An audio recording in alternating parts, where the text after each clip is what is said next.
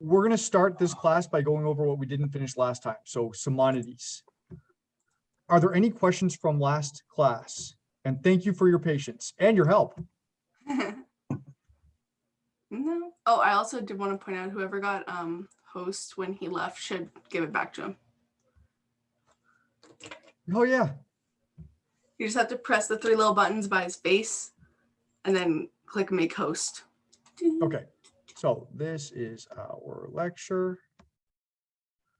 And we are on Simonides. Okay.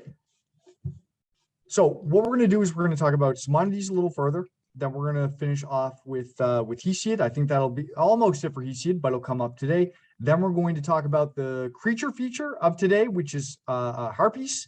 And then we'll go on. I have if you found it, I hope you found it. Class 7 PowerPoint or the PDF is very long. So I'm definitely not going to get it through it all.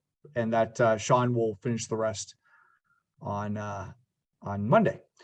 Well, when he comes back, but we'll finish this. But I was thinking about, before we begin, one of the questions that you guys had before was, how could a patriarchal society, as strongly as a patriarchal society as Athens was in the mid-5th century and into the end of the 5th century and beyond that, how did it deal with such powerful female figures as their gods?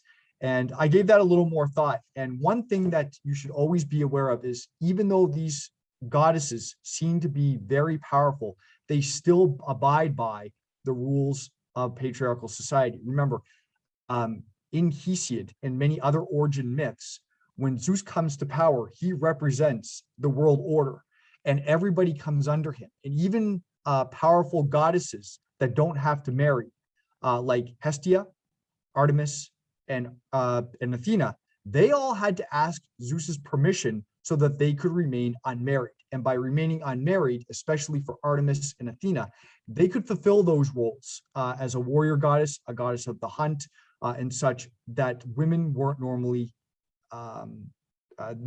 couldn't do, because they never grew up. Because to get married would be to automatically fulfill the role of bearing children and taking care of a household, which Athena and Artemis never had to do. They could live differently.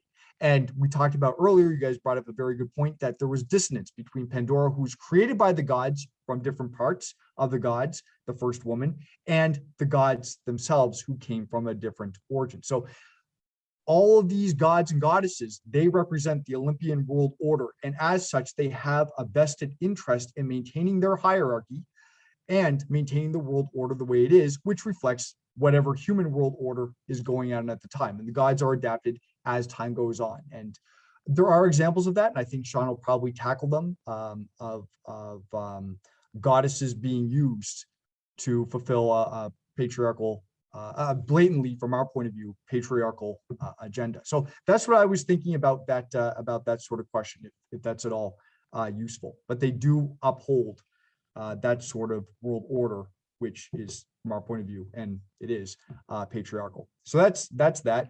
Now, Simonides. So I gave you a bit of information about Simonides last time. He's one of the earliest Greek poets. After Homer, Hesiod, then comes Simonides. He's mid-7th century. He wrote other things, but he's most famous for his iambics, his iambic poetry. And all iambic poetry is a certain poetry with a certain type of rhythm. And it came to be, we don't know how, but it came to be associated with kind of jesting, embarrassing people, or telling fantastic, entertaining sorts of tales. And when I left you, I explained that, and I asked you how that might change or affect your opinion on what he wrote. And we'll just go over some of it. And the reason why we're tackling Simonides is because some of what he says is very similar to what Hesiod says. So how can we compare what Hesiod says and Simonides says? Does it reflect of some sort of worldview, and where do they differ in their opinion? So the beginning of this play, and this is this poetry is the largest fragment surviving of Simonides, and really the only one that most people who have ever heard of Simonides would ever know. All the rest of the fragments are very small, unfortunately. But the passage that Sean put up says, the God made women's minds separately in the beginning. One he made from a bristly sow, everything in her house lies in disorder, smeared with dirt, and rolls around on the floor, while she herself, unbathed in unwashed clothes, sits upon a dung heap and grows fat. I don't know a lot of people who do that, but maybe in his time. Another God made from the wicked vixen, a female fox, a woman who knows all things, whether bad or good, nothing escapes her notice. For often she calls a good thing bad and a bad thing good. Her mode keeps changing. And then it continues. Another is from the bitch, a mischief maker, just like her mother, who wants to hear all things and see all things. Peering and roaming everywhere, she yelps, even when she sees no person there. And no man can stop her, either by uttering threats or in a fit of rage by knocking out her teeth with a stone. Geez, that's violent. Or by speaking to her gently, even if she happens to be sitting with guests. No, she keeps up her constant useless howling. And then the last one, this one's the most this one's interesting from our point of view, comparing it with Hesiod. Another Olympians fashioned out of earth and gave to man with wits impaired. For such a woman understands nothing bad or good. The only thing she knows is eat. Not even when the god brings on a bad winter does she feel the cold and draw her stool near to the fire. And so these are the passages that he gave in Simonides of Amoros. But seriously, tell us how you really feel. Do you think these opinions, before we actually, let's do this first. What does this remind you of, this passage? Other Olympians fashioned out of earth and gave to man with his wits impaired. Now, often in classes that I do, you can either turn on your mic and talk like you've been doing if you feel comfortable doing it, or you can chat in the chat bar if you would like, whatever you feel most comfortable with. I think the chat's actually Yeah, the disabled. chat's disabled. Yeah. Chat's disabled. Do you have a? Oh. How is it now? Yep. Good. Okay.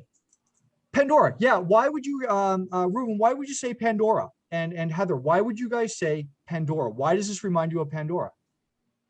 Well, Yeah, in mostly- Hesiod, sorry, go ahead. sorry. In Hesiod, he starts off by talking about how Pandora was made out of clay, which is similar to Earth. And also he's talking about how they're basically lazy and won't do any work for them, I guess, because they only eat. And I think that's some of the things that Hesiod said, kind of said that women take advantage of you and things like that. So Yeah, those are yeah, parallels. exactly. So, yep. Does anybody else have anything to add? I mean, this does seem a lot like the Pandora, like you said, that Hesiod mentions. Anybody else want to build on?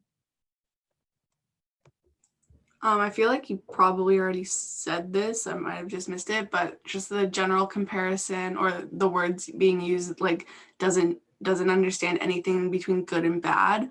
Like Pandora was kind of seen as this evil.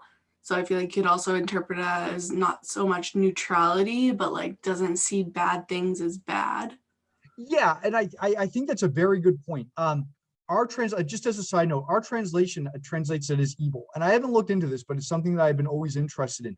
I don't know if the Greeks at this time had a concept of evil like we do now. Our concept of evil developed over time. It's not even really mentioned in the Old Testament too much in the Bible, which, you know, if we're coming from a certain tradition, the Abrahamic tradition. So evil might not be the right word or the appropriate word for her. Saying what you said, was it Amanda, I think, who said that? Amanda, the way you put it, she doesn't know right or wrong might be a better word to put it, because they didn't have good and evil necessarily like we have today. And evil, if they did have a word like that, certainly didn't have the same connotations as it does now, I don't think. Anyway, but yeah, she doesn't know good or bad. And Pandora didn't either. I guess he portrays her as being kind of clueless. And she eats. I guess shaming women for having an appetite is a long tradition. Yes, it is. Yes, yeah, I guess it is. Yeah, old incels. That's right. Well, he did have a wife. And Simonides, yeah, Simonides might be a bit of an incel. I mean, we don't know much about him. But yeah, no, that's a good point about this portion and how it compares to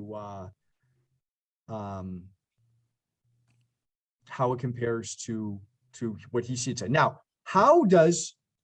do you think Simonides, before we get to what he says about, what woman is good, do you think that Simonides is serious in his speech here, knowing what you know a little bit about iambics? Do you think that he is on the same plane as Hesiod, coming from the same place, that he doesn't really care for most women, and the woman that he, as we'll see, Yeah, I do. yeah, and is it who's speaking right now, Amanda or Vanny? Funny. Danny, okay. Yeah, like from what I've noticed from Hesius and Simonides, that's how you say it, right? I say, yeah, Simonides, something like that, yeah. Yeah, I wouldn't pronounce it Simonides, but whatever. Yeah, I believe that they do come from the same place as describing women. They both describe women, I feel like they feel that women are interfering, they just interfere with the man's thing in society, they should be kept away, right? They're not good for society. I feel like that's what Hesiod and the other person saying. Hesiod, yes, Simonides, yeah, no, and I think you're right. They share a lot of the same views on women, most certainly, that they are coming from the same place. So Crispin says, I think that he's exaggerating to get people's attention so as to focus on an issue. What, Crispin, building on that, if you want to take a second or turn on your mic, what issue do you think he's focusing on? Quinn says maybe he doesn't like his friends' wives, and his is a B. That is a possibility as well. At the end, though, I think he says that every man thinks his wife is good, and they argue, but they all have the same. All men have the same issues, or something like that. I'm not sure if that complements what you say. And Amanda says, I think there's an aspect of mockery, but it's also in jest. Okay, Amanda, why do you think that?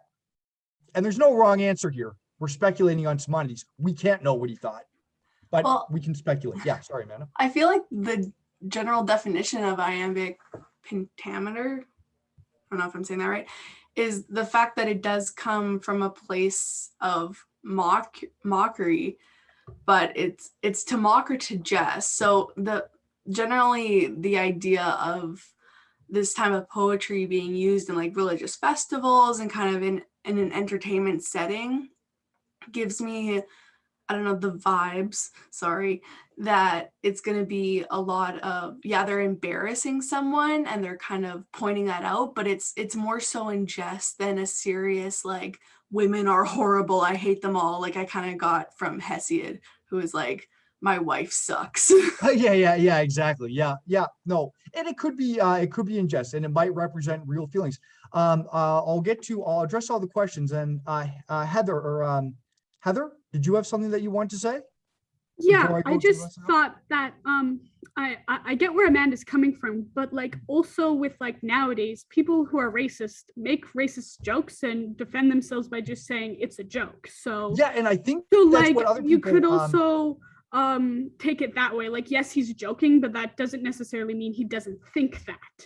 That is a very good point. And I think Ruben also says that sort of thing. It's just a joke, bro. When you hear that on the news with people, or I listen to the news, you guys probably hear it on social media, people doing that all the time. And that's an excellent point. It's just a joke. And they do mean to put people in their place. So no, that's an excellent point. And why should things have changed? So no, you make a very good point, Heather. And Ruben, I think you say he goes pretty hard, even if he just didn't really mean it. It's just a joke, bro, kind of vibe. And I think that's what the last point, what they meant too. And Rhea says, I think it's sort of ingrained in the culture. He may be playing it up, but I don't think he genuinely believes at least some of it.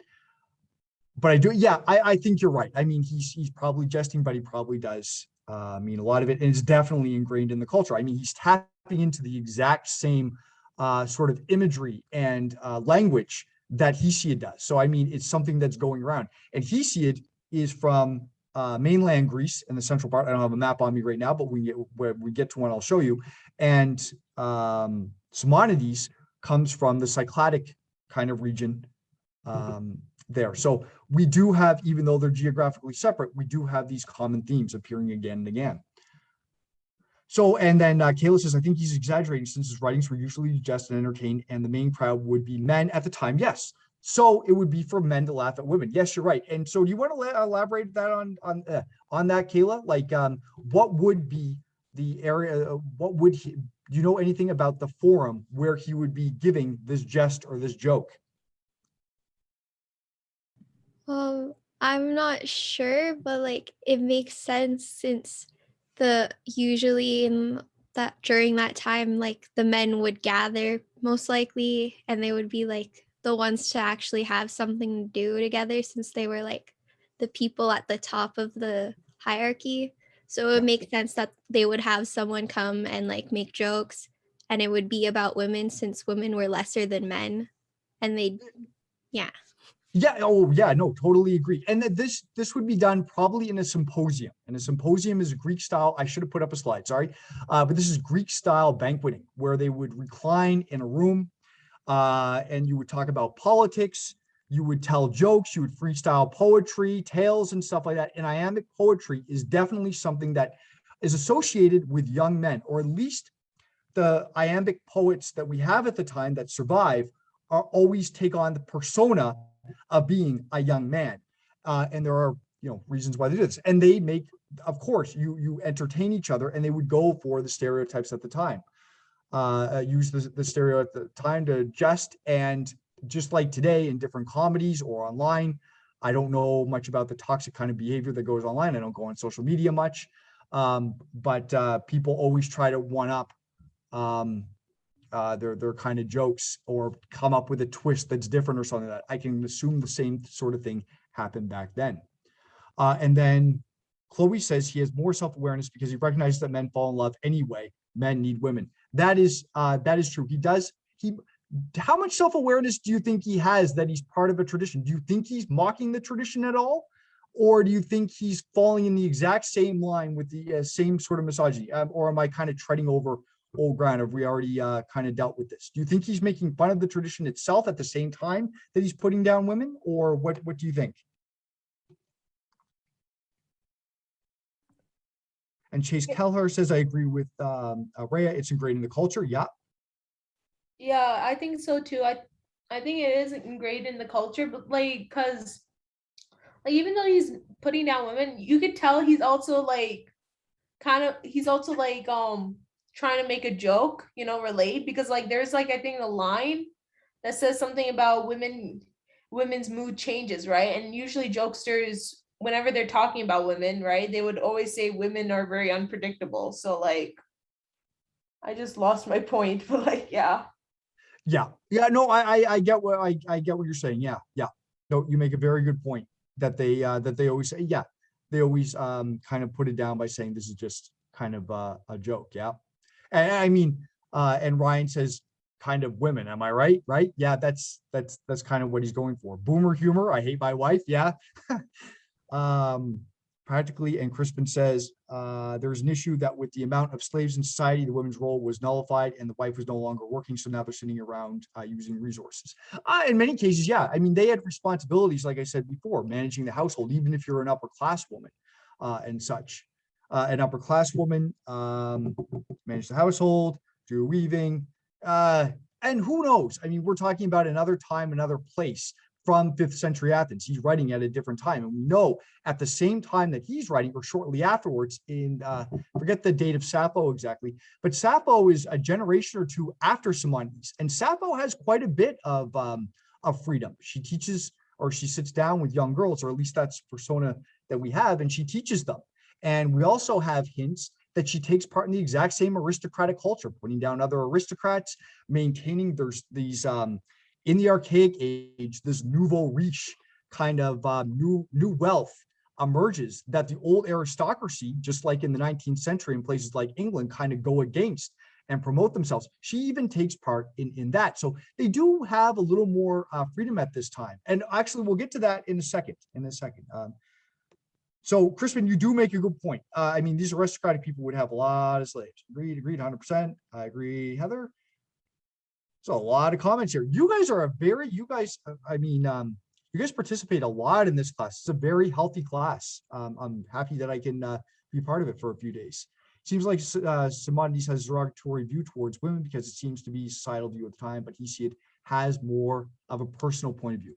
And I think you're right. I mean, that's a good point. Maybe Simonides is just going through all these kind of types that actually, I mean, he compares them all to animals, but most of they don't seem like these women couldn't act, people, even if you apply them to people, and I'll get to that in a second, these people couldn't actually exist.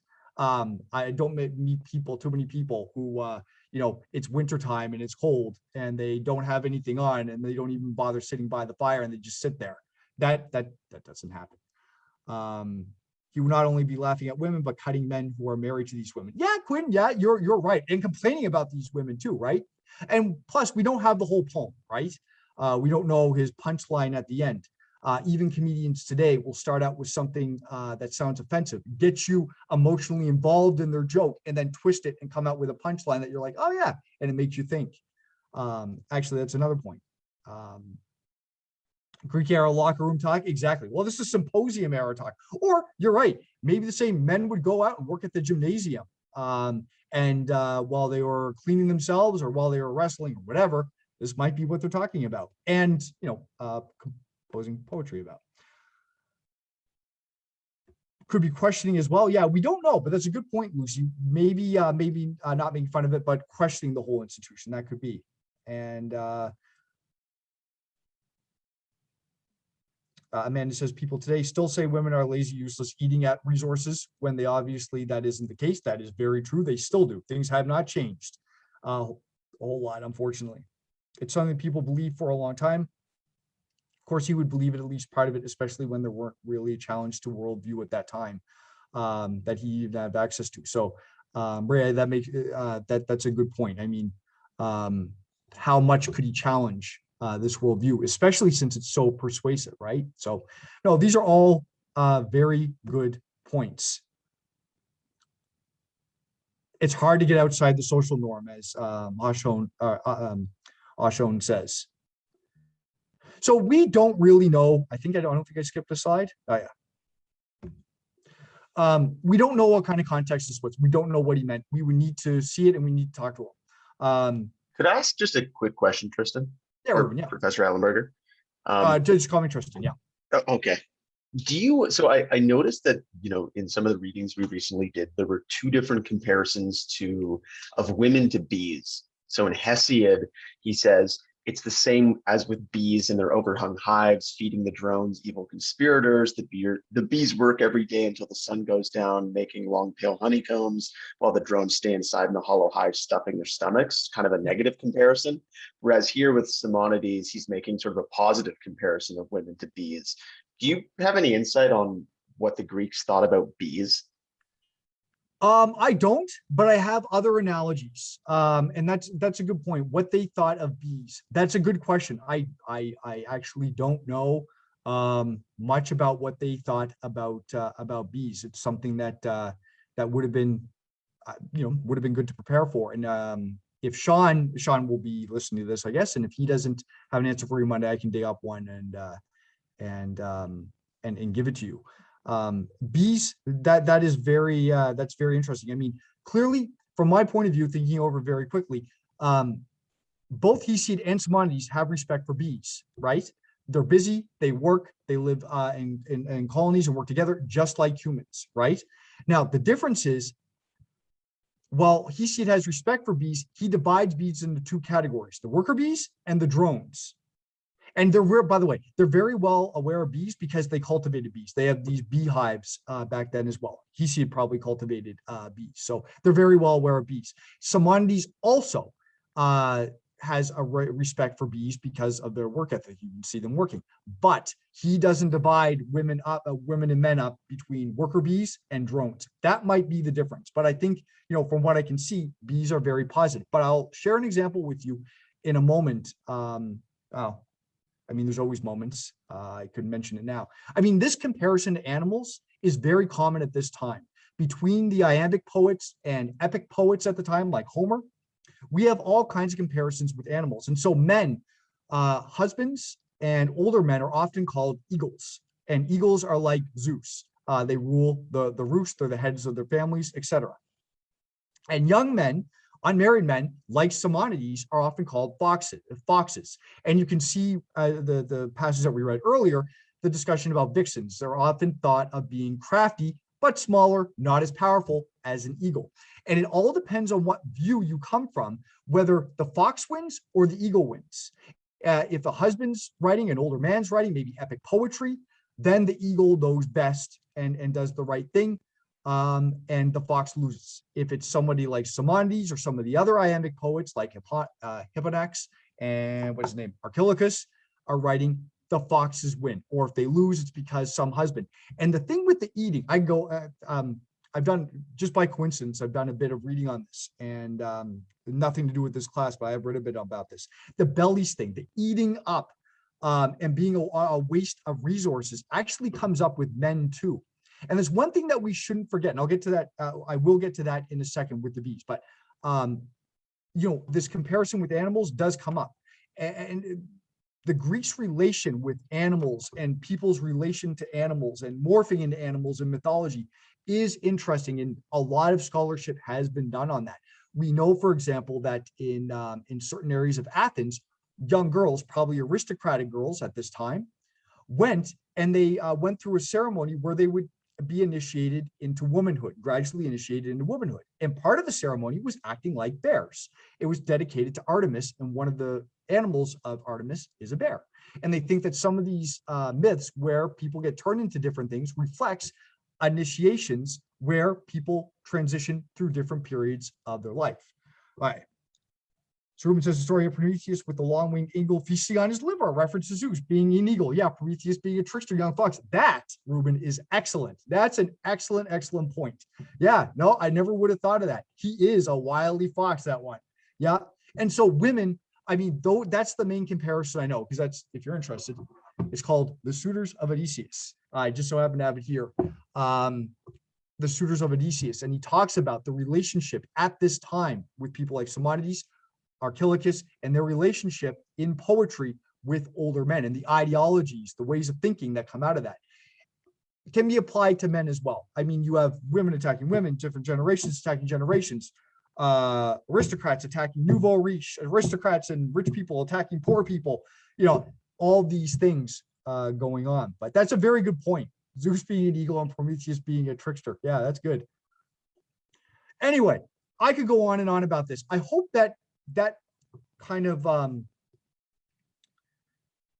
we don't know what we can say. We don't like it. That wouldn't fly these days. Even the good thing, Sean has another form is the bee. Happy is he who gets her, for on her alone no censure settles. And her care, his property flourishes and prospers, and she grows a loving husband who loves her. A mother of noble and illustrious offspring, she is conspicuous among all women, and godlike grace whatever her. She takes no pleasure in sitting among women in places where they tell tales of lovemaking. Okay, what do you think's going on there? Where do you think women gathered together and told tales of lovemaking? Think of what you know about. Do you think that this happened? What do you think he's reacting against here? Such women are the best and wisest of wives that Zeus in his graciousness bestowed on men. Gossip. Yeah, Crispin, you're right. Gossip. What are we implying here? Do you think women gather?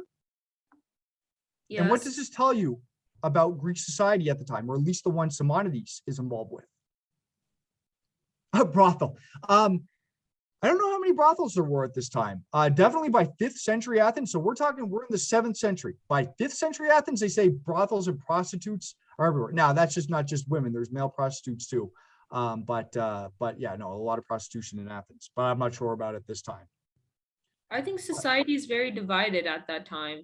Like how he's doing it, like women are the ones that are just gathering together, and then the men are just doing their own thing, you know?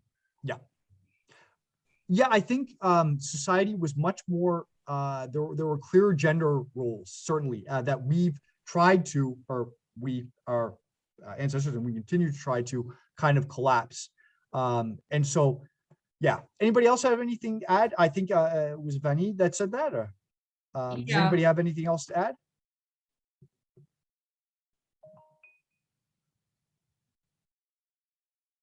Yeah, it could be very embarrassing. That's right. I mean, that's true. I'll write what Michael said. They don't want the whole village city knowing how they perform in bed. There was no Viagra in those days, so it could be embarrassing. Yeah, well, that's one thing. Yeah. I mean, but women, what they think is they have evidence that women did gather. And they told, and Sappho, they have some evidence of this, that Sappho, actually, they do know that Sappho wrote, there's a tradition that Sappho wrote, for example, iambic poetry, and it was jesting. Women took part in festivals that were only for women, and larger festivals where they talked, jokes, and jested. What do you think they're going to jest about? Of course, their husbands and such. And of course, Simonides, wouldn't want his performance talked about if he wasn't doing very well. So these kind of things did happen in some spheres in Greece, and in Athens it happened too. Probably there was less of an opportunity amongst women, but there were religious festivals that only women talked about, and they might have talked about iambic, kind of this crude, jesting, embarrassing, super, you tell super funny stories or whatever, or what have you, to your friends. And women probably did this too. Now, what Simonides is saying is that good girls, the type of wife you want, don't take part in this type of thing, right?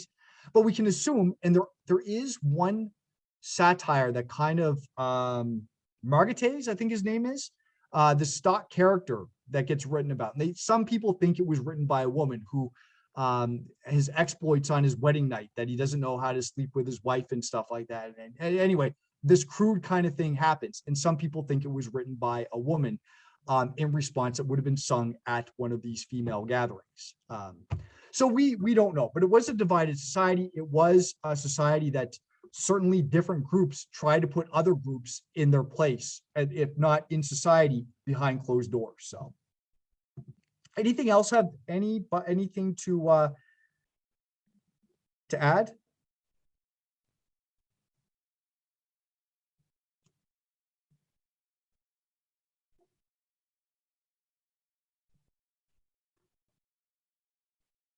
Yeah, yeah, no, that could be. Simonides was dishing it out freely. Ruben says laughing with his buddies, then accidentally overhears women's festival roasting him and his junk, and he became an incel. Yeah, no, that could very well be. I mean, you could assume it happened too. I mean, men and women did talk, but Simonides would have wrote poetry against rivals, against fathers.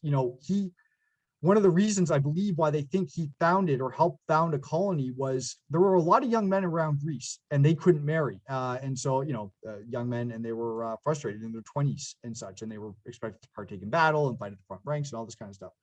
Yeah, you could say fragile male ego. Yeah, it is interesting speculation, but yeah, no, that's a bit about Simonides, I think. Okay. So that's a bit about Simonides, and maybe we talked about how he compares to Hesiod. I think that's everything that I want to say. Are there any more questions or anything people want to add about Simonides before we move on?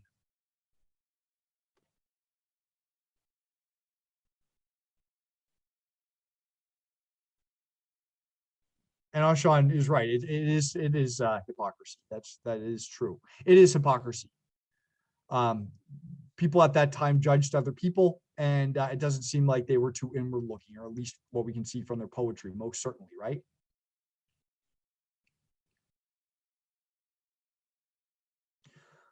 Okay, so you guys apparently had a few questions about Pandora. Was she divine? Was she not? Was she connected with Athena? Was she not? And then we do have evidence that is she divine? Well, that is a good question.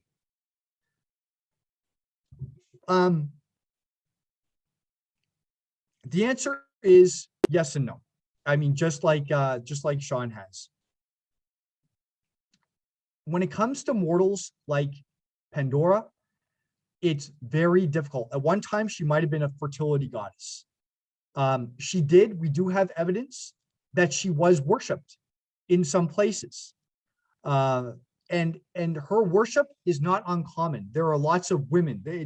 We don't understand fully what's going on here, but there's lots of shrines dedicated to men and women now throughout Greece, some of whom we know of, some of whom we have no idea who they were. Anyway, we have no idea who they were. But you could worship heroes. You could worship mortals. Sometimes, often, you worship them in a different way from from the Olympian gods, the gods up in heavens. You would usually your altar would be on the ground, and you would make offerings into the ground, but not always. Sometimes heroes could be worshipped exactly like gods. And so there was sometimes a difference between the way you would worship a hero. For example, if you founded a city like Simonides, he might be worshipped as a hero, and they would pay him offerings. And maybe he might have a special place in the underworld or so. We don't know, but you could also give them offerings for good luck, and many people did that. There were hero shrines that you could go to, and they became quite prominent.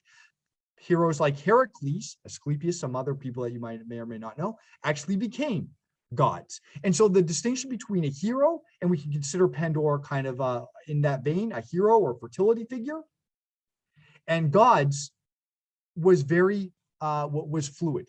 And so the question is, was she a god? She probably had divine aspects, and it depends on where you were and what you conceptualized, the time, etc. She could have been a fertility figure. She could have been a goddess. She could have been an aspect of some other gods. It's very confusing, but it's well worth exploring and knowing that she could be worshipped, even though she was a mortal, and maybe still have a divine aspect in different places. It all depends on the shrine, the place, the time, I guess.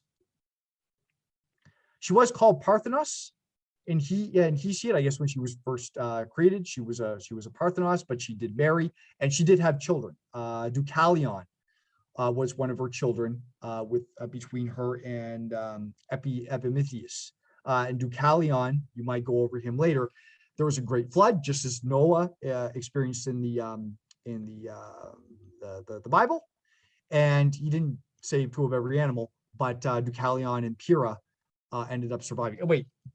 Yeah, I think, could be wrong on that, on his parentage. Anyway, Deucalion and Pyrrha.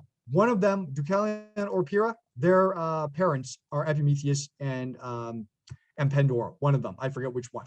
But anyway, so she did have kids. She was married. But she is equated with Athena, and Athena bestowed on her gifts. Those gifts that she would bring to a household, like I explained the last class with the Chori statues, the finery that they would have on. That's the same finery that we see. Oops, I'll go up here. That same finery that we have. Can you see my cursor? Yeah. Oh, good. That same finery that we have on Pandora in the middle here. She's being crowned by, looks like Ares here, actually. But this is probably Athena or somebody bestowing gifts on her, right? So I'm going to talk for another, I know we're getting to end the class. I'm going to talk for another 20 minutes. I really didn't get through a lot. I think the conversation was good, the discussion was good, and I was a bit on. We're going to go on to the creature feature, and then Sean will have to come back and start talking about Greek theater and tragedy. That whole PowerPoint that I prepared and posted, that might be cut down drastically depending on what he wants to do with it. That's just what I had in mind. But I will go over the Harpies if you would like to go over that stay. But I'll be talking for another 10 to 20 minutes. But yeah, and is she connected with Athena? Probably. These statues, these Chori, one of the deities that they were dedicated to was Athena on the Acropolis of Athens, where she had her main temple. Athena embodies many of those values. She was a goddess of crafts and maidens as well in many ways. So she could be associated with Pandora even in cult.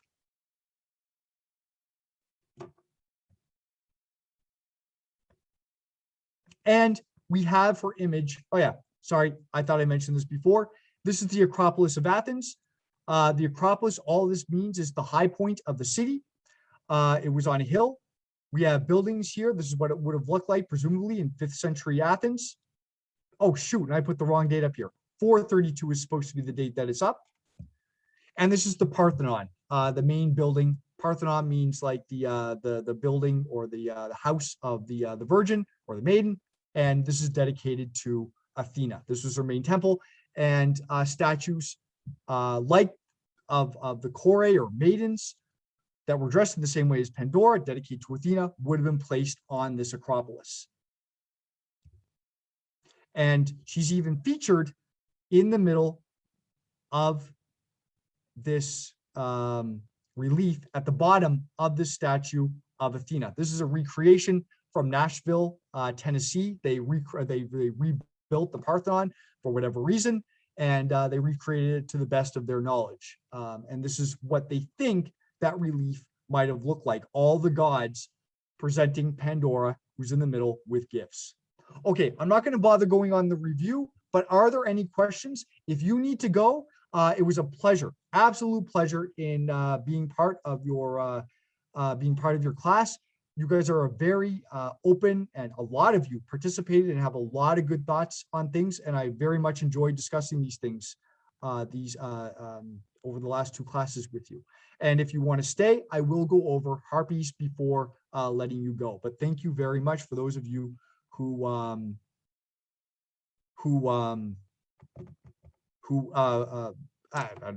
losing it anyway. Anyway, thank you very much for participating. It actually is, this is online classes do open I found it very difficult, and I apologize with you guys with that huge class, being able to visualize who's raising their hand. And so I know I missed some people, especially maybe at the top, or when I'm facing one way, missing people from the other way. This is an excellent way, and you guys took full advantage of it. So thank you very much for sharing your thoughts. Okay, so I'm going to move on to the next.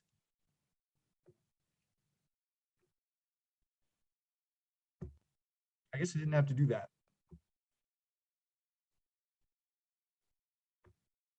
Second, it's the exact same.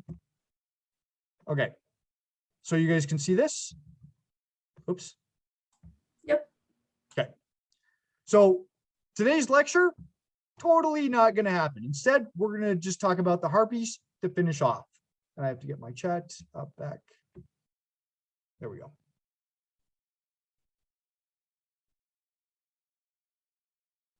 Yeah, nobody wants to. I find that with a lot of online classes that people don't show their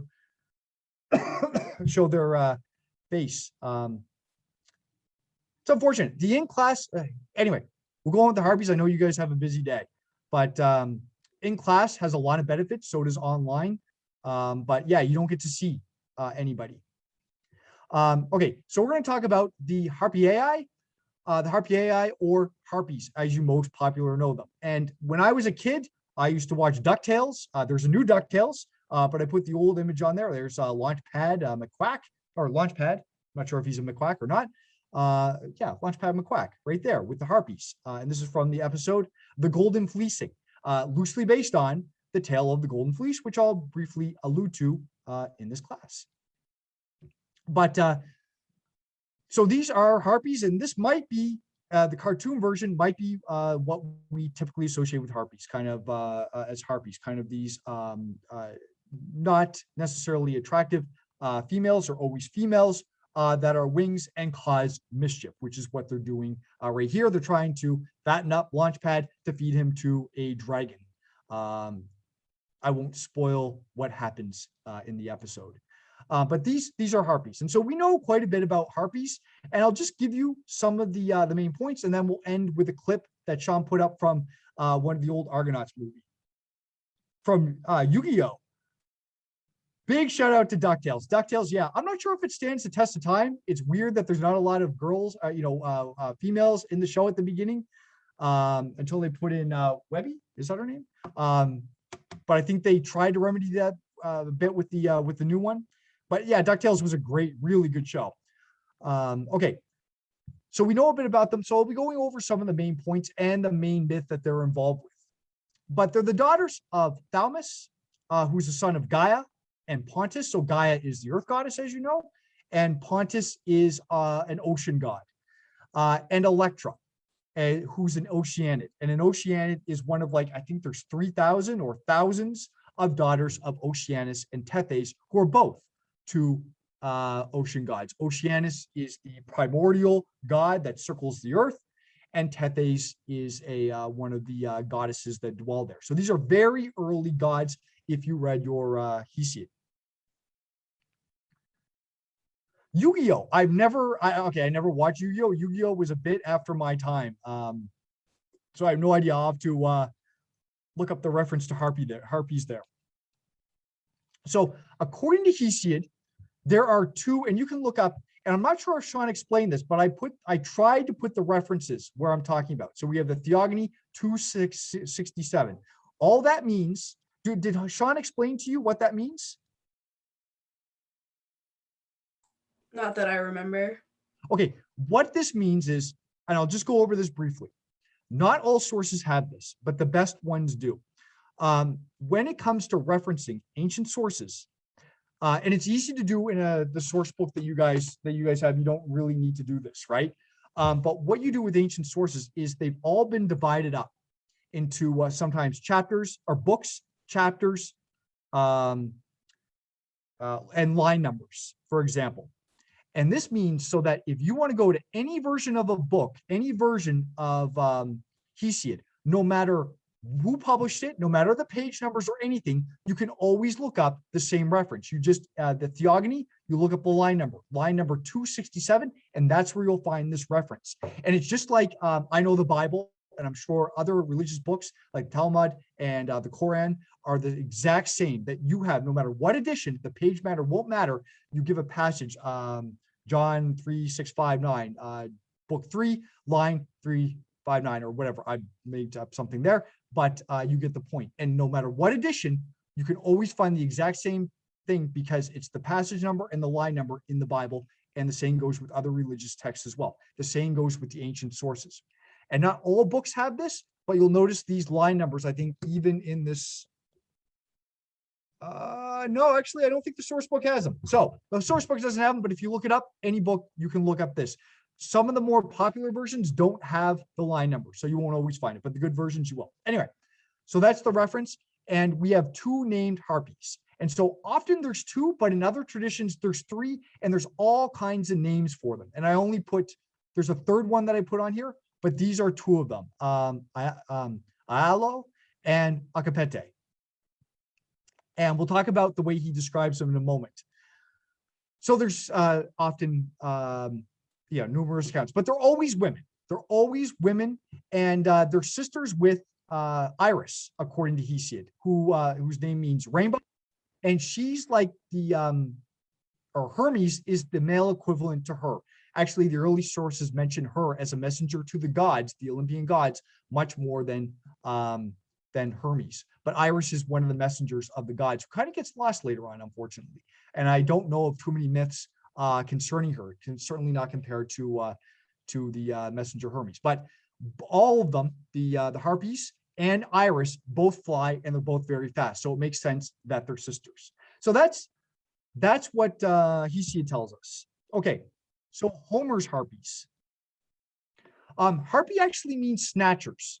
And so Hesiod doesn't talk about this too much, but Homer definitely, this is what Harpies means to him. He doesn't describe them, but he does, they are, to him, the personifications of the demonic force of storms. So the high winds, those things that'll snatch you away all of a sudden. And so for him, in the Odyssey, for example, in the Odyssey, the Odyssey is about the adventures of Odysseus, who's returning from the Trojan War, trying to get back home, and he's swept away for various reasons, and it takes him 10 years to get home. He has all these adventures. This is used as an explanation a number of times for why he disappears and why other people's disappears. Harpy snatched them. And so we have a picture here. It's from a grave stela. I showed it where it is before, of a harpy. We have a winged female figure with tails. I'm not sure how much of a bird she is, snatching away. It looks like a child here. So in storms, Harpies this could be a reason to explain why someone all of a sudden disappears. And that's the way she's referred to in some of Homer. But in the Iliad, that's the Odyssey. In the Iliad, which has to do with the Trojan War, where the Greeks and the Trojans went at it for 10 years. The Iliad covers a small portion of that. We have Podarge. And Podarge married a guy named Zephyrus, who is a wind god, and gave birth to the horses of Achilles, Xanthus and Belius. And so that's a brief reference, but we have a different Harpy name, Mary, a wind god, which makes sense because one is a fast-flying figure associated with winds. And we have one of the winds marry each other and they give birth, or she gives birth to two horses, Xanthus and Balius, who just happen to talk. And they're horses of Achilles. They're pretty good horses. But they talk about, what's interesting in the Iliad, they talk about Podarge actually pasturing in the far off lands on the edge of the world. So he doesn't really conjure up any imaging of what we should think about when we think of a harpy in this manner. But pasturage, maybe we're thinking of something else at this point.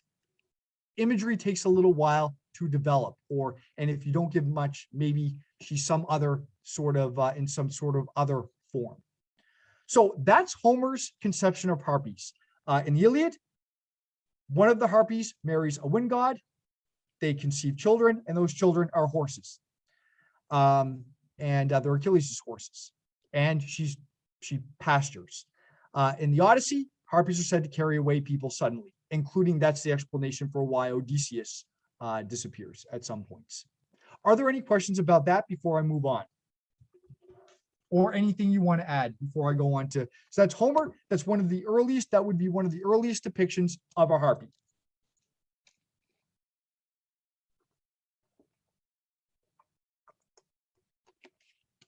And then we have this frieze.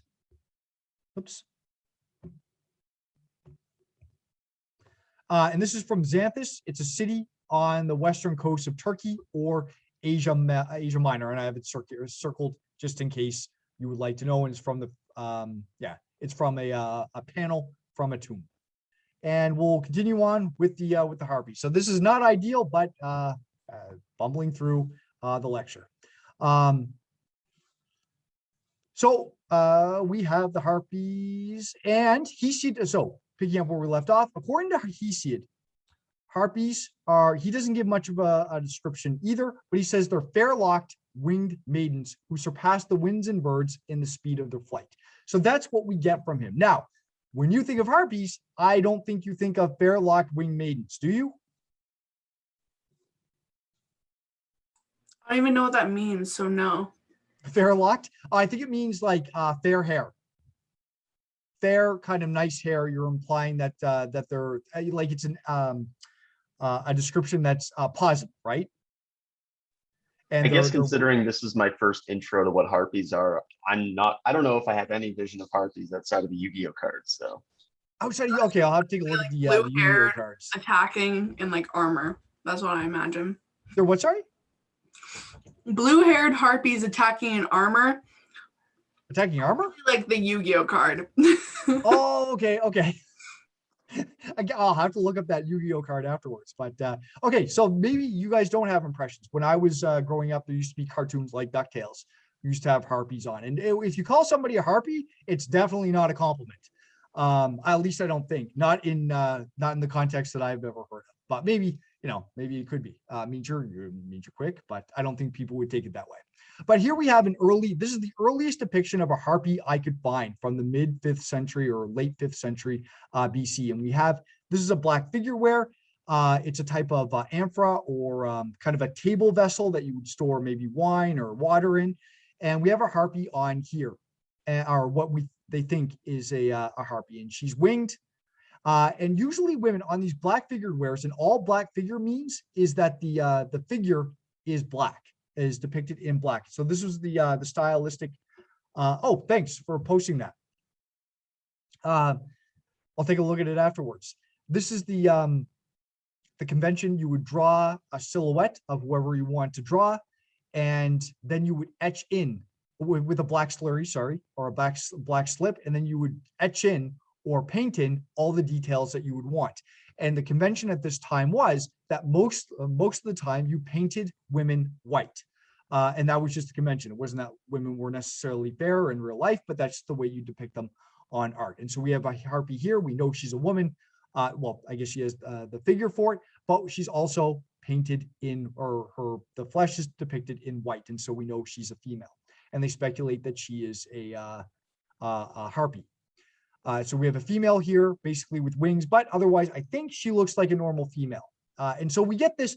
It happens with a lot of mythological creatures that they're kind of ill-defined at first. They're not ill-defined, but there's many different depictions of them, maybe at the beginning in this archaic period. And then as time goes on, their image gets more and more standardized. And so if you think of a Gorgon, or more specifically, Medusa, who many of you know, if you should, now we think of her as somebody with snake hair. And if you look at her, she turns into stone. She could have a beautiful face like Uma Thurman in the Percy Jackson movies, or she could be more of a monster maybe, but she always has that snake in the hair. And depicted as mostly as a human, although in the Clash of the Titans, I think she's depicted as a half snake person. So not all of our depictions are standardized today, but we generally know what we mean by Medusa.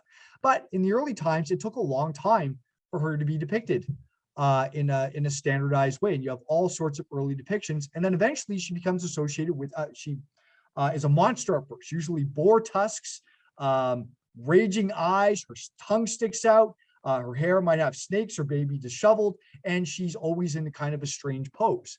Later on, she becomes more of a beautiful woman, one that was a victim and such. So not a monster, more of a victim. And so depictions change. So our depictions of harpies change over time.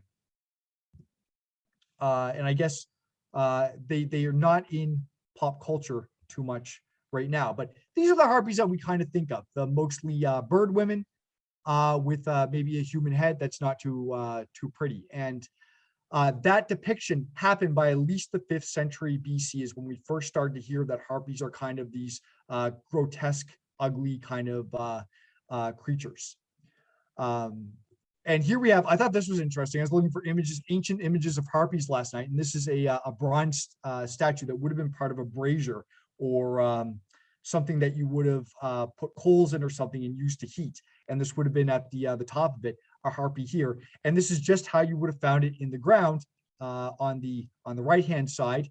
And what conservators can make something that come out of the ground, like the image on the right, all covered in dirt. You have the patina, that green stuff on it, the bronze, and what they can fix it up in. I thought that was really neat. These things do come out of the ground. They don't come out looking like the image on the left. And this came from Roman Britain from anytime between the 1st century BC, or 1st century AD, sorry, and about 410 when the Romans left, and it came from the west or the eastern coast. And then we have another image. This might be closer to what we think. We have these harpies here, and on the left-hand side, you can see that beauty is subjective, of course, but maybe these weren't meant to look like the most beautiful women, but we still have their wings. They're not yet depicted with the bird bodies like they are elsewhere, though. And this is from an Italian vase from 360 BC. So that's a bit about harpies, and that's a bit about how they're depicted in art and literature. And I'll illuminate on the art in a minute. Now, they're involved, like I said, Homer and Hesiod mention them, but they are involved in a few myths. The most famous is the one concerning Jason and the Argonauts. And Jason and the Argonauts, I'm not going to go into that. I think Sean will probably cover that. It's one of the major myths. Jason has to go fetch the golden fleece. He's from the area of Iolcus in the center of Greece, and he has to sail all the way to Colchis, which is in modern day the country Georgia in the Caucasus Mountains near southern Russia. And he has to sail there. Now, today, you could sail through the Bosphorus into the Black Sea fairly easily. It wouldn't be that big of a deal. But back then, this was a major journey with many perils. And Jason, in order to do this, he had to get a ship and a crew.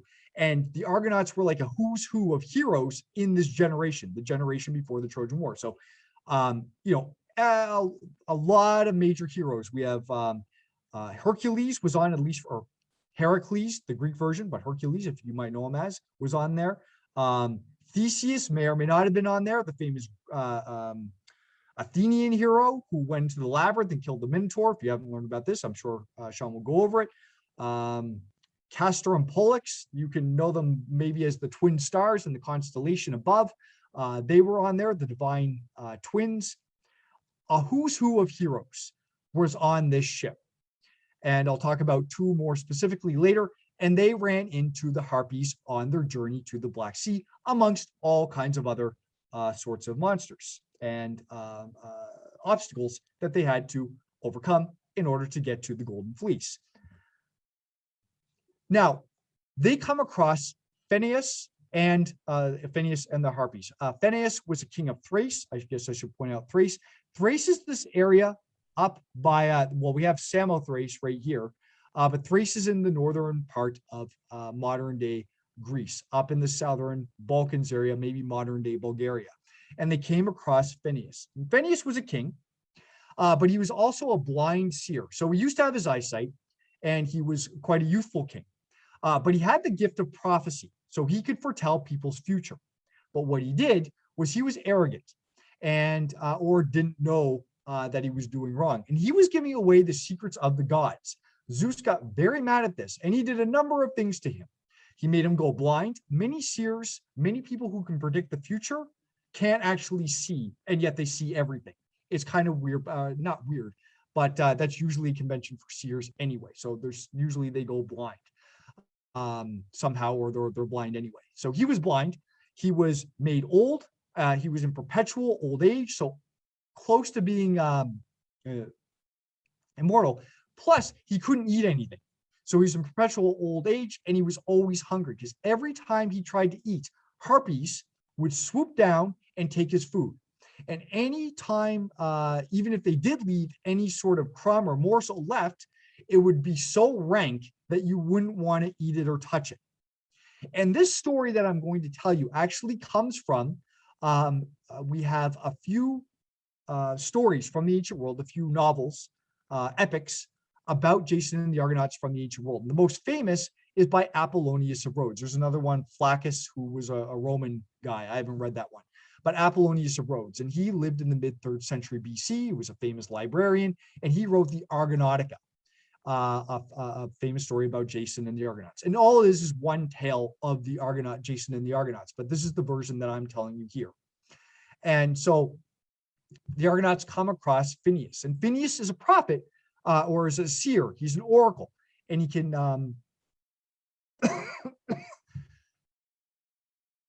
and he can foretell the future, so he can help them get past some of their obstacles.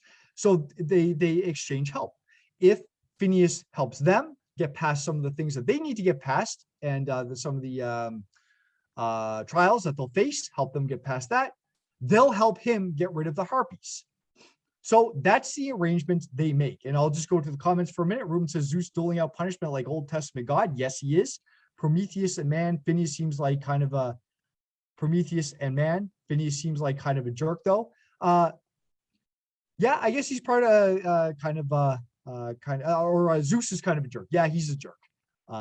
He hands out punishments and for some pretty petty reasons sometimes. But remember, gods are reflections. Often gods are reflections of humans. There's a famous quote by a guy named Xenophanes. I'll write it here. He was a philosopher from the 6th century BC. I don't know any more than that. And one of the most, we don't know a lot about him, but one of the most famous quotes from antiquity, translated into English, is if horses had gods, they look like horses. And it seems pretty basic, but he makes a point that if the horses have gods, they'd be in the, if horses had gods, they would look like, act like, be like horses. And its same goes with humans as well. Now, everything that we see comes through our senses, comes through our thoughts. And maybe there's some people throughout history that have been closer to the gods or God, depending on what you believe, than others. But most of what we know about the gods or the divine aspect of life is through ourselves. And so we image throughout history, we have imaged gods through them. It just so happens, though, that during Xenophanes' time and Plato's time, and subsequently, gods have become more idealized and don't reflect human society as much. So basically, Zeus acts like, in the Iliad and Hesiod, a human king, and his family acts like a human aristocratic family, which isn't great, right? But that's how people perceive them, because that's how the highest elements of society acted. They didn't have philosophy back then. They didn't necessarily, or they did. They would philosophize just like we do, even though we're not philosophers, and question things and such. But once Plato and came around, God became much more idealized, perfect, closer to the way we would think of God now.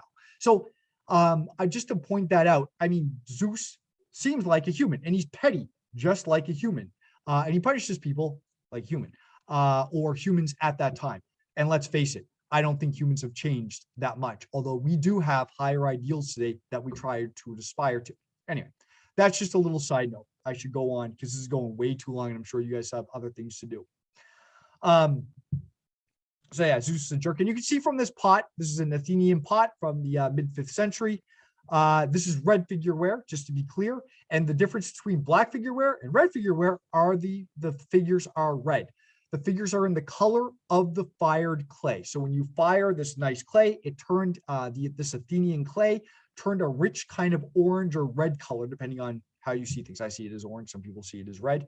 And what they would do instead is they would paint, instead of painting the silhouette in the shape that they wanted, they would trace around the figure that they want, and then would paint lines to illustrate the figure. And this became more widespread later. The black figureware was generally earlier, and then by the end of the 6th century into the 5th century, most artists had transitioned, with some exceptions, into red figureware. This was the new style, and so this is a later pot. And we have Harpy stealing away Phineas's food. And again, they're still depicted as maidens with wings. We don't have the half bird, half with the bird with the head of a woman, or necessarily these grotesque or ugly kind of people. So we have them there. Okay, let's move on. Okay, then we have Phineas and the Harpy. So what happens is there's two individuals that can help in this situation. Now, Hercules, in most renditions of the Jason and the Argonauts, Hercules is like the hero of heroes, and he could probably solve this problem on his own, because, you know, he kind of defeated a lot of different things, or overcame a lot of different obstacles already in his own his life. He's like the hero of heroes. He's gone away, because you can't have him solving all the problems. He's away at this point. So we have two individuals, Zedes and Kalius.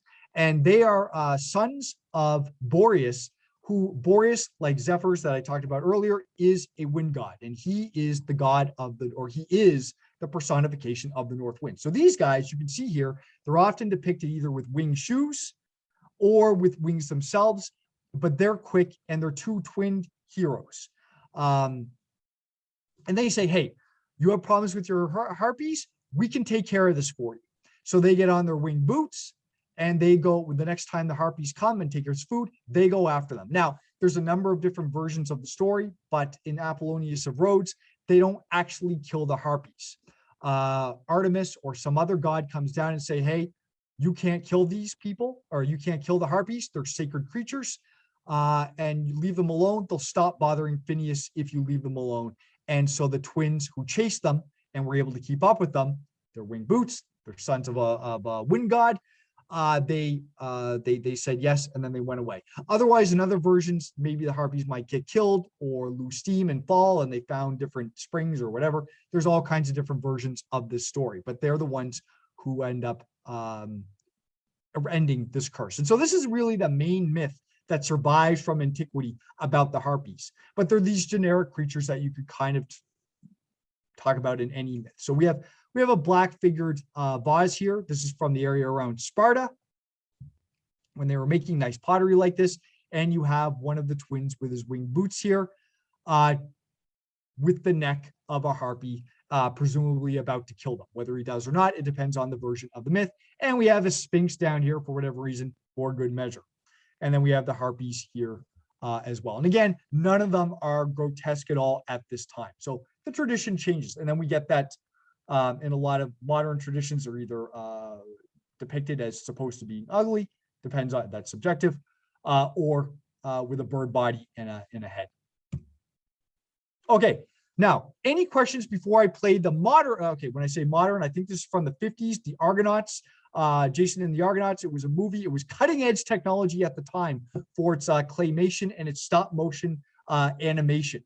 And it's still pretty cool today. I think Sean loves this stuff. So so this is right up his alley. So any questions before or any comments before we move on to the film and we close out the class, which, you know, I don't mind talking about this stuff at all. And as long as you guys don't mind listening, I'm glad you guys were able to stick around. We were able to finish this.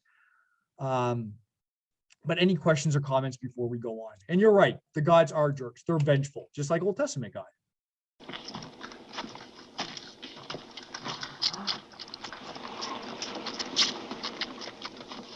What in the name of the gods are they?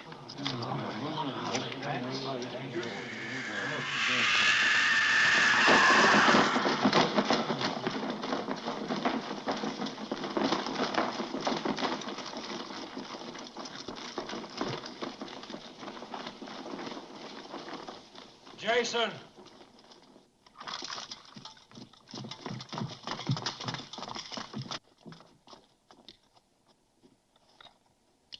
Are you Phineas? Yes. Take my arm, I can't see yours. Don't flinch. Zeus gave me the gift of prophecy, but I misused it, so I was blinded. Zeus ordered the Harpies to torment me. You, Jason, now listen to me. The gods have ordered me to tell you whatever you want to know. But the gods have gone too far with me. They can punish a man so much, and then one day he abandons them. He says, all right, Zeus, throw a thunderbolt. Let the earth swallow me. I defy you. You growl away all you like, Zeus. I mean what I say. Jason, I'll tell you what you want to know, only if you'll meet my price. What is your price, then? Free me from these tormenting harpies. If Zeus sent those creatures to plague him, we'd be unwise to interfere. That's my price. Then we'll meet it, Phineas. We'll make you the master of the Harpies.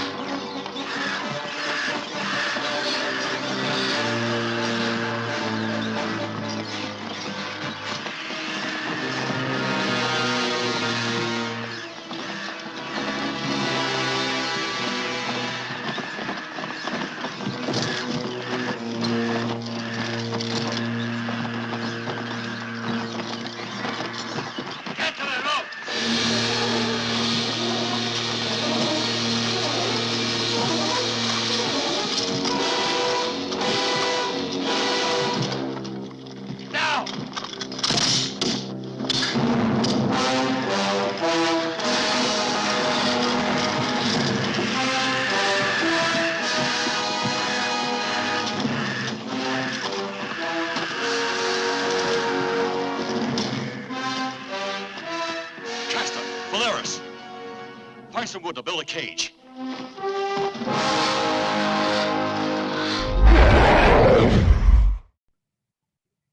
I like the Yeah, you should have just eaten that apple really fast. Yeah, sorry about that. The sound wasn't that great. I didn't want to fiddle around because everything that time I did it paused. But I think you get the general idea. What do you think, Sean? Okay. So what do you think Sean wants us to get about from this? He put up the video. It was a nice feature. What do you think he wants to take us what does he want us to take from this? There are three main, just before we go, there are three main lessons of this course, or three main themes. And so how does that fit in? We have the cultural context, how myth changes, the genre context, and authenticity. How do you think that this and the last one that I talk about from Apollonius of Rhodes, how do you think they compare and fit into those themes before we go?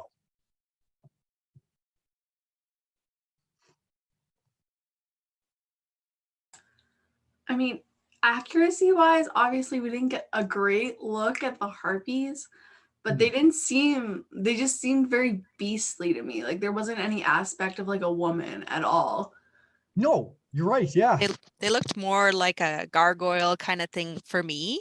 Yeah. And so, but I guess that's still a part of the, oh gosh, what's the word? It's still like its own authentic area, right?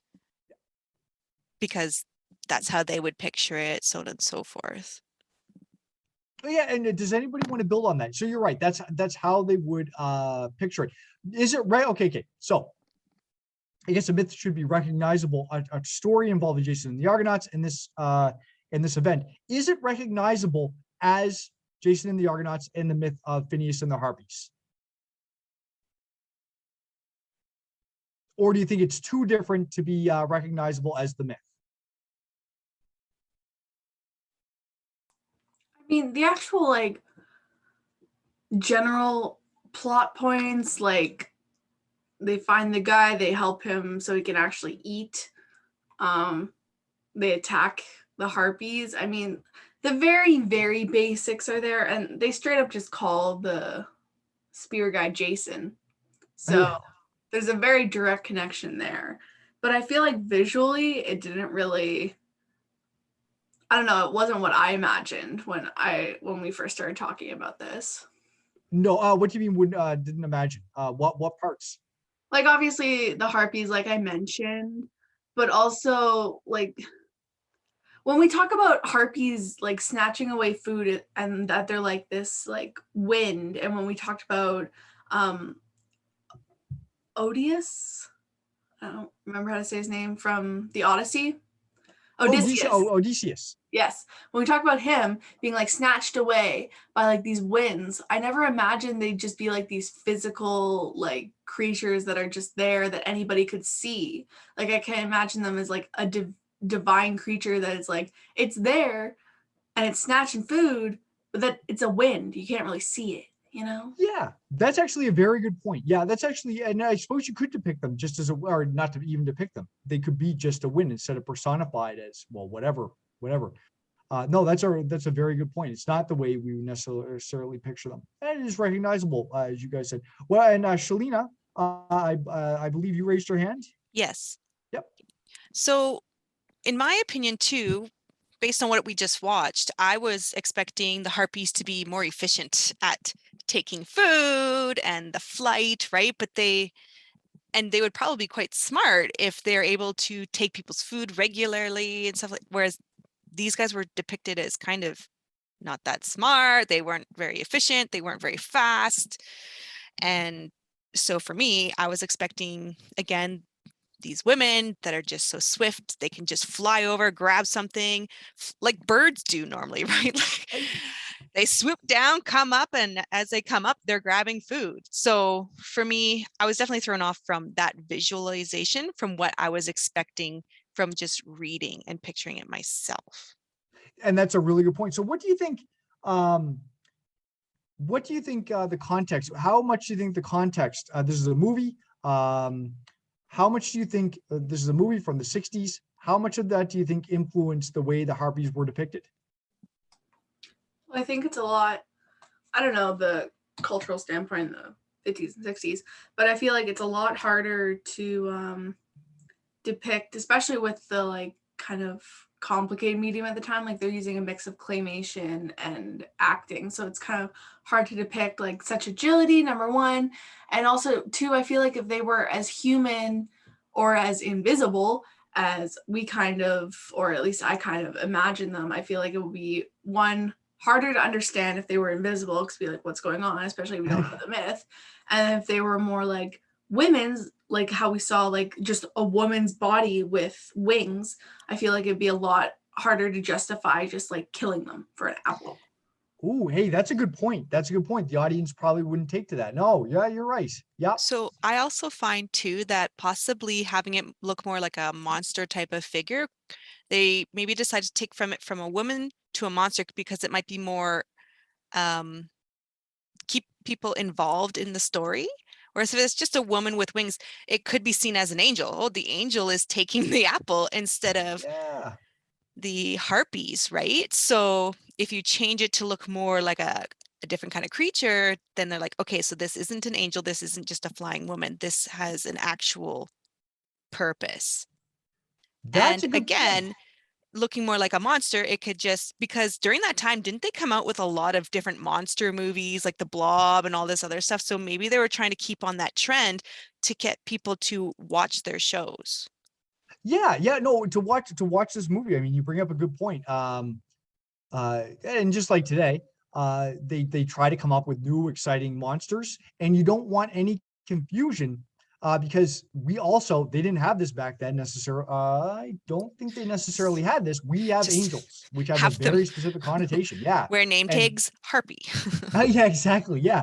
And you don't want any confusion with that. You make them into a monster. Plus, I think you're right. And Sean would actually find this interesting. Sean would have something to say. He loves movies like this about monster conventions and trying to come up with neat kind of monsters to depict. And, the technology, like you guys pointed out, also limits maybe what you can depict, but there were certain expectations. This is an adventure movie with monsters, so you want to depict them and come up with something good, and you don't want to confuse with anything else. I think those are excellent points. Yeah, and what's also interesting is that's an actual Greek temple. I'm pretty sure they filmed that in Italy or Greece. I have to look up which one it was, but that was an actual Greek temple that they were on. I don't know if you'd be able to get away with it doing that. Like that these days. That's pretty amazing. That was shot on location. Yeah, when I went to Greece, you could go and walk through, but you couldn't touch anything, right? Don't touch it because you could wreck it. Your oils will wreck the stone, right? Yeah, exactly. So yeah, no, it's pretty neat watching old movies and seeing, especially when they shoot on location like that. But yeah, definitely when they were running into it, I was like, that looks like pretty darn real.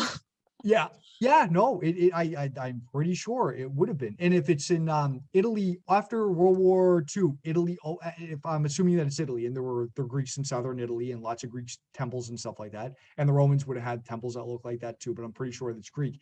Italy really opened up to the Hollywood industry, so a lot of Hollywood there were a lot of Hollywood films filmed in Rome and in Italy at the time. So I should have done more research on this film, but I'm pretty sure. I think also during that time, by shooting actually on the actual thing, caused a lot of people like, oh, that's very interesting. And maybe it also encouraged people to go and travel there and actually spend money, right? The tourism aspect of it is like, yeah, this is ideal. Let them film here. So they'll be like, that's really pretty. Let's go see it, right? So like, how often do we see beautiful beaches and stuff and we're like, oh, that's so pretty, we should go? No, that's a good point. That happens all the time. Like you shoot at different locations. So I'm going to say goodbye. You guys I take it we're towards the end of we are. For those of you who had to head out, thank you very much. Thank you for your patience, and I appreciate all the great discussion and show up. You guys have been very accommodating to have me here. Thank you very much. And no, it was a pleasure. I hope no, I don't. But Sean he's very lucky. Sean is very lucky to be part of this. But I'll let you guys go today. And thank you for showing up. And it was a great discussion. Thank you.